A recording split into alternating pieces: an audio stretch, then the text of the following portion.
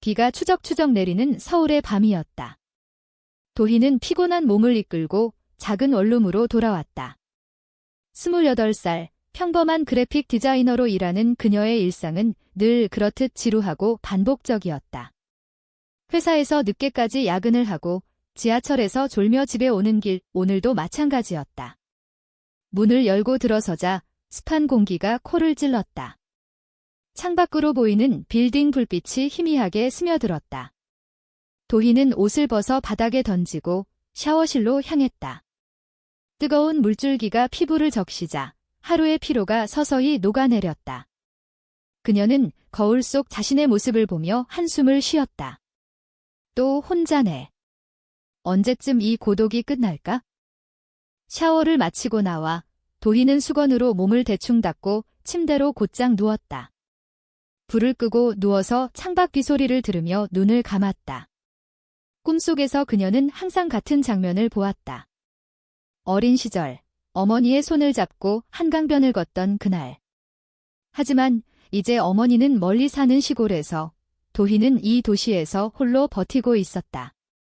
한국 사회의 압박, 결혼과 가정을 강요하는 시선들 속에서 도희는 자신의 감정을 숨겨왔다. 그녀는 여자에 대한 끌림을 어렴풋이 느꼈지만 그걸 인정할 용기가 없었다.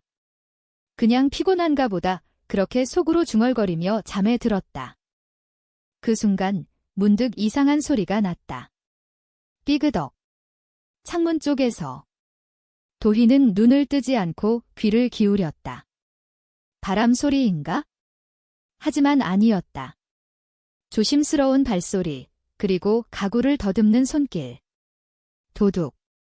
심장이 쿵쾅거렸다. 도희는 몸을 일으키려 했지만 공포에 얼어붙었다. 그녀는 아직 벌거벗은 채였다. 수건조차 제대로 두르지 않은 상태로 침대에 누워 있었다. 안 돼. 움직이면 들킬 텐데 그녀는 숨을 죽이고 어둠 속에서 그 그림자를 지켜보았다. 그림자는 창문을 통해 들어온 여자였다. 검은 후드티를 입고 마스크로 얼굴을 가린 채 조심스럽게 방 안을 훑었다. 손에는 작은 가방이 들려 있었고 책상 위에 노트북을 노리고 다가왔다. 도희의 심장은 터질 듯 했다. 도와줘. 누가 좀. 하지만 이 원룸은 고층 아파트 깊숙이 이웃소리가 들리지 않을 만큼 고립되어 있었다. 도둑은 노트북을 집어들고 다시 창문 쪽으로 돌아섰다. 그 순간 도희의 발이 무의식적으로 움직였다. 침대 스프링이 삐걱 소리를 냈다. 도둑이 멈칫했다. 번개처럼 고개를 돌린 그녀의 눈이 어둠 속 도희를 포착했다. 누구세요? 도희의 목소리가 떨리며 나왔다. 도둑은 가방을 떨어뜨리고 후드를 벗었다. 긴 검은 머리가 흘러내렸다. 그녀는 20대 후반쯤으로 보였고 창백한 얼굴에 피곤한 눈빛이 서렸다. 미안해요. 그냥. 도둑의 목소리도 떨렸다. 도희는 본능적으로 이불을 끌어당겨 몸을 가렸다. 하지만 이미 늦었다. 두 여자의 시선이 얽혔다. 공기 중에 긴장감이 맴돌았다. 도둑질. 여기서 도희가 속삭이듯 물었다. 도둑은 고개를 저었다. 아니에요. 정말. 제가 도망치고 있었어요. 비가 와서. 창문이 열려 있어서 그녀의 눈에 눈물이 고였다. 도희는 혼란스러웠다. 이 여자는 평범한 도둑이 아니었다. 옷차림은 초라했지만 손톱은 깨끗하고 목소리는 부드러웠다. 이름이 뭐예요? 도희가 물었다. 도윤. 도윤이라고 해요. 도둑이 대답했다. 도희는 자리에서 일어나 여전히 이불을 두른 채 도윤에게 다가갔다. 저는 도희예요. 앉아요. 설명해보세요. 도윤은 바닥에 주저앉았다. 그녀의 이야기가 시작되었다. 도윤은 27살, 지방에서 올라온 평범한 카페 알바생이었다. 하지만 가족의 압박 속에서 숨겨온 비밀, 그녀가 여자에 대한 사랑을 느꼈다는 사실. 최근 사촌 오빠와의 약혼을 강요받았고 그날 밤 도망쳤다. 지갑도 없이 비를 맞으며 서울 거리를 헤매다 이 아파트 창문을 발견한 거였다.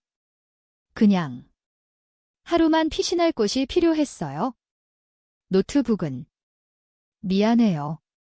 팔아서 버틸 생각이었어요. 도윤의 목소리가 갈라졌다. 도희는 가슴이 아팠다. 그녀 자신도 비슷한 고통을 안고 살았다. 한국 사회에서 기상한 사랑은 용납되지 않았다. 뉴스에서 LGBT에 대한 차별 기사, 지하철에서 스치듯 하는 시선들. 도희는 조용히 물었다. 커피 마실래요? 비가 그칠 때까지 도윤이 고개를 들었다. 그 눈빛에 도희는 처음으로 따뜻함을 느꼈다. 그렇게 비 내리는 밤, 두 여자의 만남이 시작되었다. 다음 날 아침, 도희는 출근 준비를 하며 도윤을 바라보았다. 도윤은 소파에 웅크린 채 잠들어 있었다. 도희는 조용히 부엌으로 가서 김치찌개를 끓였다. 한국 가정의 아침 냄새, 그 익숙한 향기가 방을 채웠다. 도윤이 깨어났을 때 테이블 위에 따뜻한 밥상은 차려져 있었다. 먹어요. 배고프시죠? 도희가 웃었다. 도윤은 눈물을 글썽이며 고마워했다. 언니, 왜 저한테 이렇게 친절하세요? 저는 도둑인데. 도둑이 아니에요. 그냥 나처럼 외로운 사람이에요. 도희의 말에 도윤이 멈칫했다. 두 여자는 밥을 먹으며 이야기를 나눴다. 도희의 일상, 회사에서 받는 압박, 친구들의 결혼 자랑, 그리고 숨겨진 감정. 도윤의 과거, 시골 마을의 보수적인 가족, 교회에서 배운 죄악의 무게. 저도 언니처럼 느껴요. 여자애들 보면 가슴이 뛰는데 그게 죄라고 배웠어요. 도윤의 고백에 도희의 손이 떨렸다. 그 순간 공기 중에 무언가 변했다. 부드러운, 그러나 강렬한 끌림.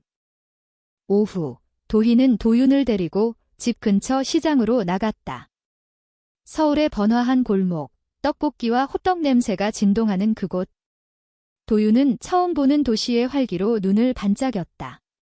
와, 언니. 여기 진짜 살아있네. 도희는 웃으며 도윤의 손을 잡았다. 순간 그 손의 온기가 전해졌다. 도윤이 붉어진 얼굴로 손을 빼려 했지만 도희는 놓지 않았다. 괜찮아요. 여기선 아무도 신경 안 써요. 시장의 소음 속에서 두 여자의 손은 살짝 스쳤다. 그 작은 접촉이 도희의 가슴에 파문을 일으켰다. 집으로 돌아오는 길, 지하철에서 도윤이 속삭였다. 언니, 저 어젯밤 언니 몸 봤을 때 미안해요. 그런데 아름다웠어요. 도희의 뺨이 달아올랐다. 바보. 그런 말 하지 마. 하지만 그녀의 마음은 이미 흔들리고 있었다. 그날 밤, 두 여자는 소파에 나란히 앉아 K-드라마를 봤다. 로맨틱 코미디. 하지만 그 안의 키스 장면에서 둘 다 시선을 피했다. 도윤의 어깨가 도희에게 기대왔다. 언니, 따뜻해. 도희는 조용히 도윤의 머리를 쓰다듬었다. 비가 그친 창밖으로 서울의 야경이 빛났다. 며칠이 흘렀다. 도윤은 도희의 집에 머물렀다. 도희는 회사에 휴가를 내고 도윤을 챙겼다. 함께 한강공원을 산책하며 아이스크림을 먹고 자전거를 탔다. 한국의 가을, 단풍이 물든 강변. 도윤이 웃으며 말했다. 언니랑 있으면 세상이 덜 무서워. 도희는 그 말에 가슴이 벅찼다. 밤이 되면 두 여자는 이야기를 나누며 늦게까지 깨어 있었다. 도윤의 꿈, 서울에서 작은 카페를 차리고 자유롭게 사랑하는 삶. 도희의 꿈, 누군가와 손잡고 사회의 시선 속에서도 당당히 걷는 나날. 하지만 그 평화는 오래가지 않았다.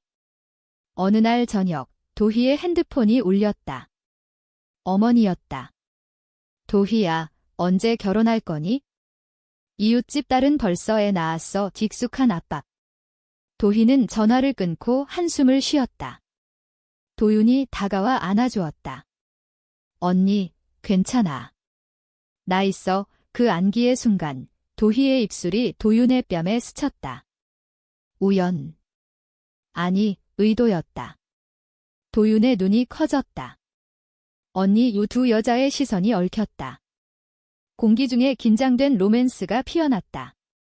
도희가 속삭였다. 도윤아, 나 너 좋아해. 도윤의 눈에 눈물이 고였다. 저도. 언니, 그렇게 그들의 첫 키스는 부드럽고 떨리며 이루어졌다.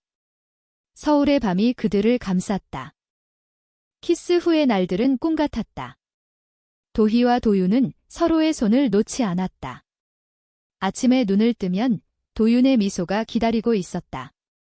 도희는 부엌에서 계란 프라이와 김치를 준비하며 도윤의 등을 기대 안아주었다. 오늘 뭐 할까? 도윤이 물었다. 명동 가서 쇼핑. 아니면 남산타워 올라가서 서울 내려다보자. 도희의 제안에 도윤이 웃었다. 언니랑 가는 데는 어딜 가도 좋아? 서울의 거리는 그들의 연인이 된 공간이 되었다. 명동의 번잡한 거리에서 두 여자는 손수건을 사며 속삭였다. 이거 연니한테 어울려. 도윤이 도희의 손에 쥐어주었다. 사람들의 시선이 스치듯 지나갔지만 그들은 신경 쓰지 않았다. 한국 사회의 보수적인 바람 속에서도 이 순간만큼은 자유로웠다. 저녁에는 쌈밥집에서 삼겹살을 구워 먹었다. 도윤이 고기를 도희의 입에 넣어주며 장난쳤다.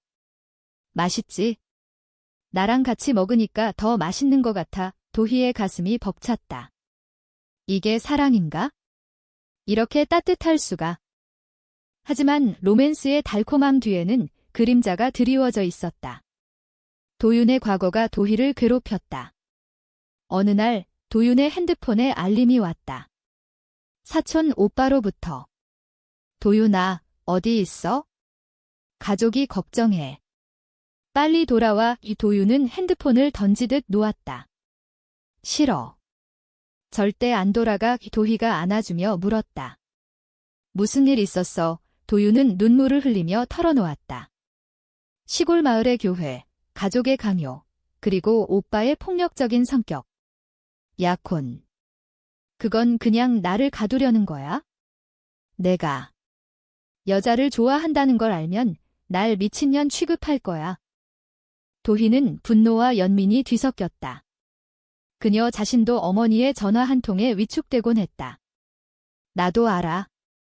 우리나라에서 이런 사랑은 쉽지 않아. 두 여자는 한강 다리 아래 벤치에 앉아 이야기를 나눴다. 강물에 비친 불빛이 출렁였다. 도윤이 도희의 손을 잡았다. 언니, 우리 같이 살아. 이 도시에서 우리만의 집을 만들자. 이 도희가 고개를 끄덕였다. 그래. 약속해. 그 약속은 그들의 일상을 바꿔놓았다. 도희는 회사에서 퇴사를 고민했다. 프리랜서로 전환해 도윤과 함께 작은 카페를 여는 꿈을 꾸었다. 도윤은 온라인으로 카페 알바를 구했다. 함께 시장에 가서 재료를 사오고 집에서 라떼를 연습했다. 이 맛 어때? 도윤이 도희에게 잔을 내밀었다. 도희가 마시며 웃었다. 최고야. 내가 만드는 거니까. 밤에는 서로의 어깨에 기대책을 읽었다. 한국 문학, 박완서의 소설처럼 여성의 내면을 그린 이야기들. 도윤이 속삭였다. 언니, 우리도 소설 속 주인공 같아. 그러나 행복은 위태로웠다. 어느 주말 도희의 친구 지은이 집에 놀러 왔다. 지은은 도희의 대학 동기, 이제 결혼한 평범한 주부였다. 도희야, 요즘 왜 이렇게 밝아? 남자친구 생겼어. 지은의 장난기 어린 물음에 도희가 웃으며 고개를 저었다. 그때 도윤이 부엌에서 나왔다. 안녕하세요. 저 도윤이에요. 지은의 눈이 커졌다. 도희 집에 누가 사는 거야? 룸메이트. 도희가 어색하게 웃었다. 응, 그래. 같이 살아. 지은은 의심스러운 눈빛으로 둘을 번갈아 보았다. 도희야, 너 이상한 소문 없어? 요즘 LGBT 이런 거 유행이라던데. 그 말에 도희의 얼굴이 창백해졌다. 도윤은 부엌으로 도망치듯 들어갔다. 지은이 떠난 후 도희는 도윤에게 사과했다. 미안해. 내 친구라서 이 도윤이 울며 말했다. 언니, 우리 숨기고 사는 거야? 언제까지? 도희는 대답할 수 없었다. 사회의 시선, 가족의 기대 그 무게가 다시금 어깨를 짓눌렀다. 며칠 후, 도윤이 사라졌다. 아침에 깨어보니 침대 옆에 쪽지가 있었다. 언니, 미안해. 가족이 날 찾았어. 돌아갈게. 사랑해. 이 도희의 세상이 무너졌다. 그녀는 미친 듯이 도윤의 전화를 걸었지만 받지 않았다. 서울 거리를 헤매며 도윤을 찾았다. 한강변, 시장, 카페 어디에도 없었다. 왜 나한테 말 안 하고? 눈물이 흘렀다. 그날 밤, 도희는 혼자 소주를 마시며 울었다. 한국의 밤문화, 홀로 바에 앉아 술잔을 기울이는 그녀의 모습이 쓸쓸했다. 도희는 도윤의 가족에게 연락했다. 시골 마을, 보수적인 집안. 도윤의 어머니가 받았다. 누구세요? 우리 딸은 이제 약혼 준비 중이에요. 이상한 소리 하지 마세요. 도희는 절망했다. 하지만 포기할 수 없었다. 그녀는 기차를 타고 도윤의 고향으로 향했다. 제주도가 아닌 충청도의 작은 마을. 버스에서 내리자 논밭이 펼쳐진 시골 풍경이 펼쳐졌다. 도윤의 집은 오래된 한옥이었다. 문을 두드리자 도윤의 오빠가 나왔다. 너 누구야? 도희. 그년이랑 무슨 관계야? 오빠의 눈빛이 험악했다. 도윤이는 이제 우리 가족 일원이야. 너 같은 도시년이 끼어들지 마. 도희는 떨리는 목소리로 말했다. 도윤이를 풀어주세요. 그녀는 행복하지 않아요. 오빠가 비웃었다. 행복. 여자가 여자를 좋아하는 게? 미쳤어. 교회 목사님 말씀 들어봐. 그건 죄야. 의 도희의 가슴이 찢어졌다. 하지만 그녀는 물러서지 않았다. 죄가 아니에요. 사랑이에요. 우리나라 헌법에도 평등이 있잖아요. 그 순간 집안에서 도윤의 목소리가 들렸다. 오빠, 그만해. 도윤이 문을 열고 나왔다. 얼굴은 창백했지만 눈빛은 강렬했다. 언니. 왜 왔어? 도희가 도윤을 끌어안았다. 너 없이 못 살아. 같이 가자. 오빠가 소리쳤다. 안 돼. 경찰 부를 거야. 마을 사람들이 모여들었다. 속삭임이 퍼졌다. 저 애들 뭐야? 이상한 년들. 도윤의 어머니가 울며 나왔다. 도윤아, 제발. 가족 망신이야. 도윤은 도희의 손을 잡았다. 엄마, 미안해. 하지만 이게 내 삶이야. 이 두 여자는 마을을 벗어났다. 기차 안에서 도윤이 울었다. 언니, 고마워. 나 때문에. 도희가 키스했다. 우리 함께라면 괜찮아. 서울로 돌아오는 길. 그들의 사랑은 더 단단해졌다. 하지만 반역의 씨앗은 이미 뿌려져 있었다. 서울로 돌아온 후 두 여자의 삶은 달라졌다. 도희는 프리랜서로 전환해 집에서 일했다. 도윤은 작은 카페에서 아르바이트를 시작했다. 이태원 근처 LGBT 커뮤니티가 모이는 그 동네. 카페 주인은 레즈비언 커플로 도윤을 따뜻하게 맞아주었다. 여기선 내가 될 수 있어? 숨기지 마. 도윤의 눈이 밝아졌다. 도희와 함께 퇴근 후 그들은 홍대 거리를 걸었다. 스트리트 공연, 젊은이들의 자유로운 분위기. 언니, 여기 좋아. 우리처럼 사는 사람들 많아. 도윤이 말했다. 도희는 행복했다. 하지만 불안도 커졌다. 지은의 그 말, 이상한 소문 뒤 머릿속을 맴돌았다. 어느 날 도희의 어머니가 서울로 올라왔다. 갑작스러운 방문. 도희야, 엄마가 걱정돼서 왔어. 결혼은 언제? 어머니의 눈에 눈물이 고였다. 도희는 도윤을 소개했다. 엄마, 이쪽 도윤이에요. 제 파트너예요. 어머니의 얼굴이 일그러졌다. 파트너. 무슨 소리야? 여자랑. 너 미쳤어. 도윤이 고개를 숙였다. 어머니가 소리쳤다. 이게 무슨 망신이야. 한국에서 이런 짓거리 하면 가족 얼굴 못 들고 살겠어. 도희의 가슴이 찢어졌다. 엄마, 사랑이에요. 왜 이해 못해? 어머니는 짐을 싸고 나갔다. 너 혼자 살아.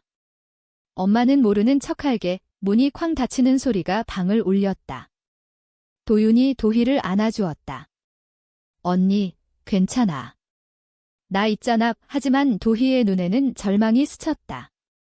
그날 밤, 두 여자는 침대에 누워 서로를 껴안고 울었다. 우리. 왜 이렇게 힘들까? 도희가 중얼거렸다. 도윤이 속삭였다. 그래도 언니랑 있어서 다행이야. 시간이 흘러 그들의 관계는 깊어졌다.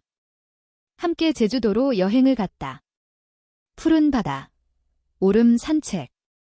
여기서 살까? 도윤이 웃으며 말했다. 도희가 고개를 저었다. 서울이 좋아. 우리 시작한 곳이니까. 제주에서 돌아온 후 도희는 온라인 커뮤니티에 가입했다. 한국의 레즈비언 모임, 비밀스러운 모임. 그곳에서 비슷한 이야기를 듣고 위로를 받았다. 도윤과 함께 행사에 참석했다. 작은 카페에서 열린 토크쇼, 사랑의 자유라는 주제. 연사들의 이야기 차별, 가족 단절, 하지만 사랑의 힘 위 도희가 도윤의 손을 잡았다. 우리도 이야기할 수 있을까? 그러나 반역이 다가왔다. 도윤의 오빠가 서울로 왔다. 카페 앞에서 기다리고 있었다. 도윤아, 따라와. 가족이 너 찾고 있어. 도윤의 얼굴이 창백해졌다. 오빠, 그만해. 난 여기서 행복해. 오빠가 도희를 노려보았다. 너 때문이야? 이 도시년이 우리 동생을 꼬드긴 거지. 그는 주먹을 쥐었다. 카페 손님들이 모여들었다. 누군가 영상을 찍었다. 얘야, 그만해. 폭력은 안 돼. 도윤이 오빠를 밀쳤다. 나 갈게. 하지만 언니랑 영원히. 오빠가 떠난 후 영상이 SNS에 퍼졌다.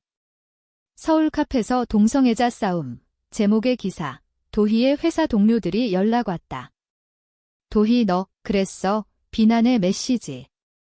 도희는 핸드폰을 껐다. 도윤아, 우리 피신 갈까? 도윤이 고개를 저었다.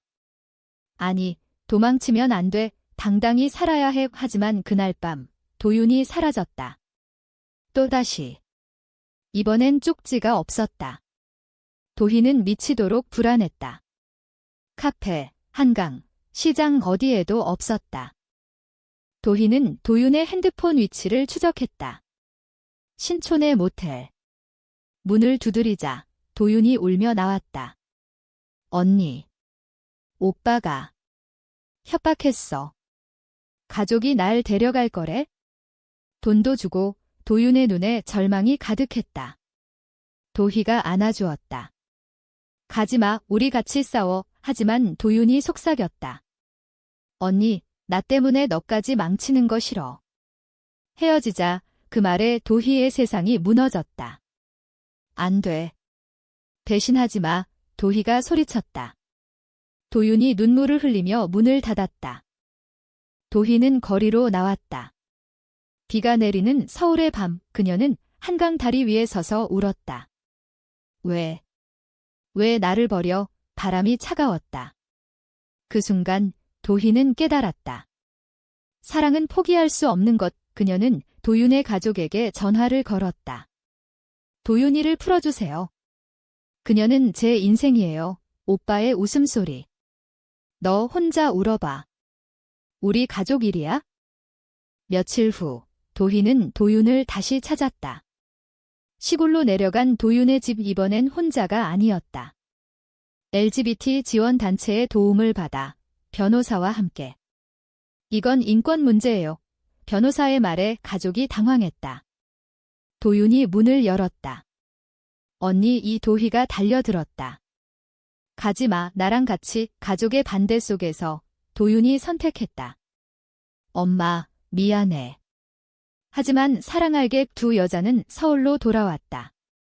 하지만 상처는 깊었다. 도윤의 배신 같은 선택, 그 아픔이 도희의 마음에 남아 있었다. 반역의 후유증은 길었다. 도희와 도윤은 여전히 함께 살았지만 신뢰의 균열이 보였다. 도희는 밤에 잠 못 이루며 물었다. 정말 나만 사랑하는 거 맞아? 도윤이 안아주었다. 언니, 미안해. 그때 무서웠어. 하지만 이제는 달라. 그들은 상담을 받기 시작했다. 서울의 LGBT 센터, 따뜻한 상담사님. 사랑은 시간과 용기가 필요해요. 한국 사회가 변하고 있어요. 그 말에 위로를 받았다. 도희는 자신의 이야기를 블로그에 썼다. 숨겨진 사랑의 서울 익명으로 올린 글은 많은 공감을 샀다. 댓글들, 힘내세요. 나도 그래요. 함께 싸웁시다. 도윤도 카페에서 작은 모임을 열었다. 레즈비언 커피타임. 처음엔 2~3명, 나중엔 10명이 모였다. 이야기 나누기, 웃음과 눈물. 한국의 젊은 세대, 변화의 물결. 겨울이 왔다. 크리스마스 이브, 두 여자는 남산타워에 올랐다. 눈 내리는 서울, 불빛이 반짝였다. 도희가 도윤에게 반지를 꺼냈다. 약속의 반지. 영원히 함께. 도윤이 울며 받아들었다. 언니, 사랑해. 키스 아래 성탄절 불꽃놀이가 터졌다. 그 순간 모든 고통이 녹아내렸다. 하지만 인생은 완벽하지 않았다. 도희의 어머니가 다시 연락 왔다. 도희야. 엄마가 잘못했어. TV에서 본 LGBT 이야기. 이해하려 해. 작은 변화. 하지만 큰 희망. 도윤의 가족도 서서히 연락이 왔다. 건강히 지내. 오빠의 목소리가 부드러워졌다. 사회의 변화. 프라이드 퍼레이드, 법 개정 논의. 두 여자는 그 흐름 속에 섰다. 봄이 오자 그들은 작은 카페를 열었다. 두희 카페. 도희와 도윤의 이름 합침. 홍대 골목, 무지개 깃발이 달린 문. 손님들은 다양한 이야기로 채워졌다. 여기 오니 마음이 편안해. 이 한 손님의 말. 이 도희와 도윤은 카운터 뒤에서 손을 잡았다. 우리 해냈어. 도윤이 속삭였다. 어느 가을날 한강변 벤치에 앉아 그들은 추억을 되새겼다. 그 첫밤, 벌거벗은 도둑의 침입. 그때 내가 와서 내 인생 바뀌었어. 도희가 말했다. 도윤이 웃었다. 나도. 사랑이 도둑처럼 왔네. 강물에 비친 석양. 두 여자의 그림자가 길게 드리워졌다. 한국의 사회는 여전히 가혹했지만 그들의 사랑은 그 속에서 빛났다. 인간다움, 용서, 그리고 영원한 약속. 그 후 사건은 새로운 시작이었다. 사랑은 때론 도둑처럼 불쑥 찾아와 영혼을 훔친다. 하지만 그것이야말로 가장 귀한 선물. 도희와 도윤의 이야기처럼.